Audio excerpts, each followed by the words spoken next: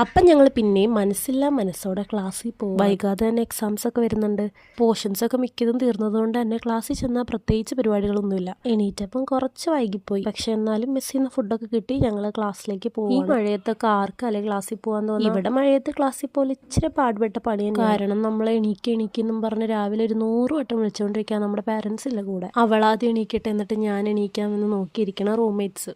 അപ്പോൾ ഇതൊക്കെ കൊണ്ട് തന്നെ നേരത്തെ എണീക്കണ കാര്യം ഏകദേശം വെള്ളത്തിലാണ്. അങ്ങനെ ക്ലാസ്സിൽ ചെന്നപ്പോഴേക്കോ എഴുതിയ റീടെസ്റ്റിൻ്റെ മാർക്കും കിട്ടി. അതാണെങ്കിൽ കഷ്ടിക്ക് പാസ്സായി. പക്ഷെ ഞാൻ കുറച്ചും കൂടി നന്നായിട്ട് എഴുതിയതാ. എന്തേലും ആവട്ടെ, ജയിച്ചത് ഭാഗ്യം. പിന്നെ ക്ലാസ്സിൽ സ്ഥിരം പരിപാടി ഉറക്കം.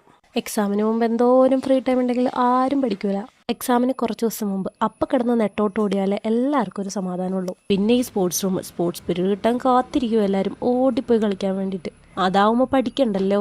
അങ്ങനെ ലുഡോ ഒക്കെ കളിച്ചിരുന്ന സമയം പോയത് അറിഞ്ഞില്ല. പിന്നെ വന്ന് ഫുഡൊക്കെ കഴിച്ച് ഫോണൊക്കെ നോക്കി കുറച്ച് സംസാരിച്ചിരുന്നപ്പോഴേക്കും തിരിച്ചു വന്നുള്ള സമയം. ഫുഡ് വളരെ പ്രോട്ടീൻ റിച്ച് ഫുഡ് ആയതുകൊണ്ട് വയറ് നിറച്ച് കഴിച്ചു. പിന്നെ കോളേജിൽ ചെന്നപ്പോഴേക്കും പ്രൊജക്ടിന്റെ പരിപാടിയായിരുന്നു. അത് ഒട്ടിക്കലും ഉണ്ടാക്കലും അങ്ങനെയൊക്കെ.